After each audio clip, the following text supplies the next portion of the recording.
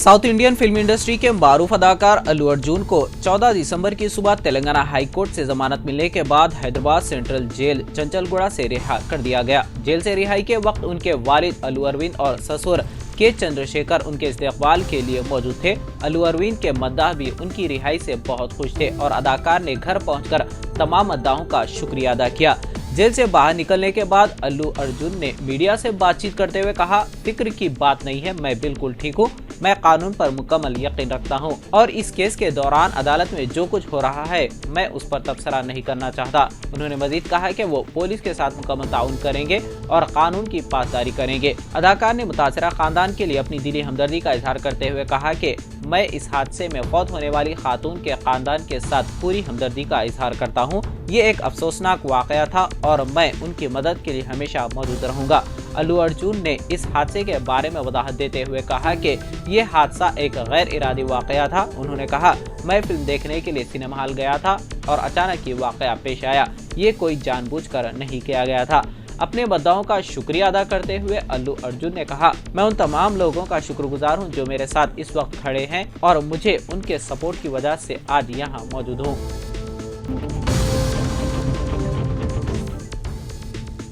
BJP के senior कायद लाल कृष्ण आडवाणी की तबीयत फिर खराब हो गई। इसकी वजह से उन्हें आज दिल्ली के अपोलो अस्पताल में दाखिल कराया गया। जराये के मुताबिक फिलहाल उनकी हालत मुस्तकम है। लाल कृष्ण आडवाणी इस वक्त 57 साल के हैं। उन्हें गुज़िश्ता 4-5 महीने में कई मरतबा अस्पताल में दाखिल करवाना पड़ा। इससे कबल उन्हें अगस्त के महीने में भी अस्पताल में दाखिल करवाया गया था। 3 जुलाई को लाल कृष्ण आडवाणी को दिल्ली के अपोलो अस्पताल में दाखिल करवाया गया था। इससे कबल 26 जून को दिल्ली के एम्स में भर्ती करवाना पड़ा। इस दौरान उन्हें न्यूरोलॉजी डिपार्टमेंट की निगरानी में रखा गया। उसके अगले दिन एक छोटी सी सर्जरी हुई। उसके कुछ देर बाद उन्हें डिस्चार्ज कर दिया गया। वाज़ेह है कि लाल कृष्ण आडवाणी गुज़िश्ता कुछ वक्त से सेहत से मुतालिक मसाइल से दो चार हैं। इसी साल उन्हें मुल्क के आला तरीन एजाज भारत रत्न से भी नवाजा गया था। सेहत से मुतालिक परेशानी की वजह से वो राष्ट्रपति भवन में मुनक्किदा तकरीब में नहीं जा सके।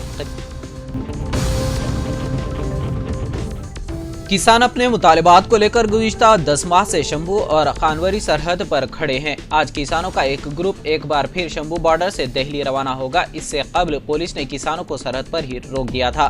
किसानों के दिल्ली मार्च को लेकर सरहद पर भारी फोर्स तैनात कर दी गई है। अंबाला में इंटरनेट खिदमत बंद कर दी गई है। इस दौरान किसान लीडर सरून सिंह का बयान सामने आया। उन्होंने कहा कि हुकूमत किसानों से बात करे। किसानों के एहतजाज की वजह से अंबाला में 14 दिसंबर की सुबह 6 बजे से 17 दिसंबर की रात 12 बजे तक इंटरनेट खिदमत फौरी तौर पर मुअत्तल कर दी गई है। हरियाणा के महकमे दाखिला ने यह हुक्म जारी किया है। किसान लीडर सरून सिंह पंडर ने कहा कि आज एहतजाज का 307वां दिन है। सुप्रीम कोर्ट ने MSP की कानूनी जमानत समेत कई मुतालबात को लेकर 10 माह से हड़ताल पर रहने वाले किसानों को गांधीयाई अंदाज में एहतजाज करने को कहा। अदालत ने मरकजी और पंजाबी हुकूमतों से भी कहा कि वो एहतजाज करने वाले किसानों को शंभू बॉर्डर को खाली करने पर राजी करें।